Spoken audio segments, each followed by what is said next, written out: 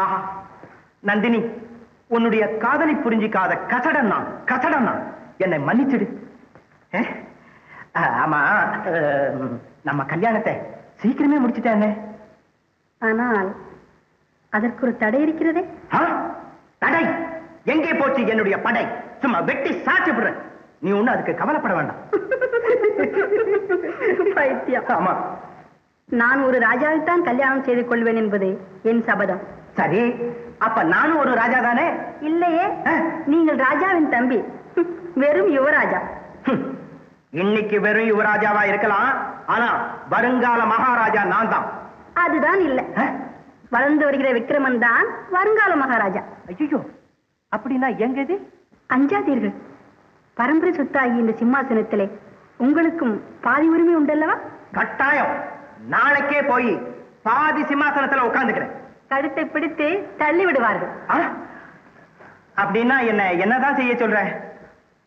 நேராக உங்கள் அண்ணாவிடம் சென்று நிமிர்ந்து நின்று ராஜ்யத்திலே பாதி வேண்டும் என்று கேளுங்கள். கேட்கிறேன். கிடைத்ததும் நீங்கள் ராஜா, நான் ராணி. ஆமா ஆமா, நான் ராணி, நீ ராஜா. நான் இப்பவே போய் கேட்கிறேன்.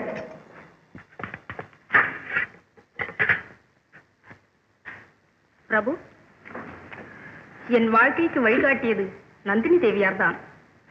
ஆனால் என்னால் அவர் வாழ்க்கை பறிபோய் விட்டது. என்ன சொல்லுகிறாய் குமுதா?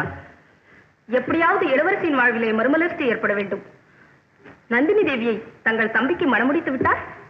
அநியாயம், அக்கிரம், அநீதி, சூழ்ச்சி, வஞ்சனை. என்ன உளறுகிறாய்? என்ன இது? என்ன வேண்டும் உனக்கு? தரங்கா, இங்க வா. ஆமா, எனக்கு என்ன வேணும்? ஆமா ஆமா ஆமா, நியாயமா எனக்கும் பாதி வேணும். பாதியா? ஆமா. யுவராஜா பாதி பழம் கேட்கிறாப்புல இருக்கு. அப்படியா? கொடுத்து விடு குமுதா.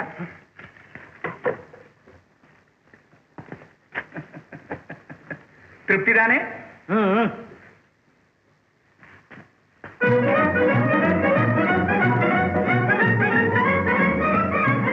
நந்தினி, நந்தினி, போன காரியம் காயா பழமா?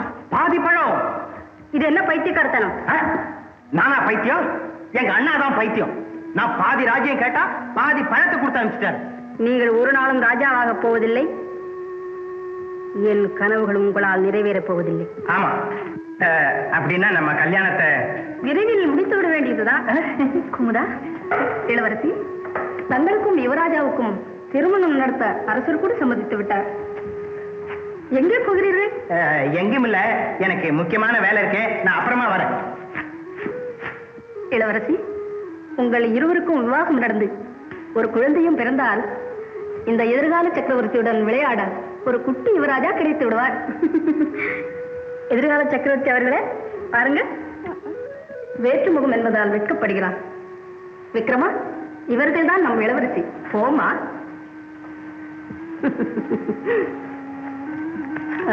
இளவரசி, உங்களுக்கு இங்கு எல்லா சௌகரியமாக இருக்கிறதா? உன் அன்பினால் சகல வசதிகளும் இருக்கின்றன. ஆனால் இங்கு பார்க்கும் முகமெல்லாம் வேற்று முகமாக தெரிகிறது. மங்களபுரியிலிருந்து சுந்தரி வரவழைக்கலாம் என்று இப்போதே ஆள் அனுப்புகிறேன். அவசரம் ஒன்றுமில்லை, நானே வரவழைத்துக் கொள்கிறேன். உன் அனுமதியைத்தான் கேட்டேன். இளவரசி, இனிமேல் எதற்கும் என் அனுமதி தேவையில்லை. இந்த அரண்மனையில் ஒரு மகாராணிக்குள்ள அத்தனை உரிமைகளும் தங்களுக்கு உண்டு. நான் வரட்டுமா?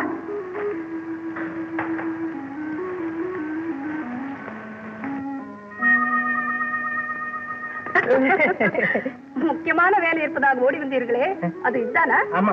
முடிந்ததா இல்லையா? முடிஞ்சு போச்சு. சரி வாருங்கள். சரி வாருங்க.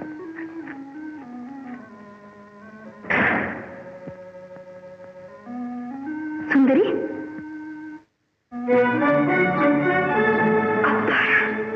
இனி நான் தலைமறைவா இருக்க வேண்டியதில்லை. இல்லை, நம் காரியம் முடியும் வரை நீ யார் கண்ணிலும் படக்கூடாது.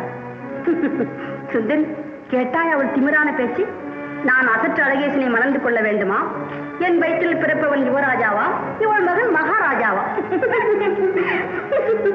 கனவு காணுகிறாள்.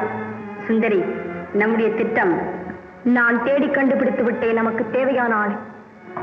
பணம் கொடுத்தால் போதும். பஞ்சமா பாதகத்தையும் செய்ய கொஞ்சமும் அஞ்ச மாட்டான். சுந்தரி, மெதுவாக பேசு. அழகாபுரியிலே சுவர்களுக்கு கூட காதுகள் உண்டு. இன்றிரவே முடித்துவிட வேண்டும்.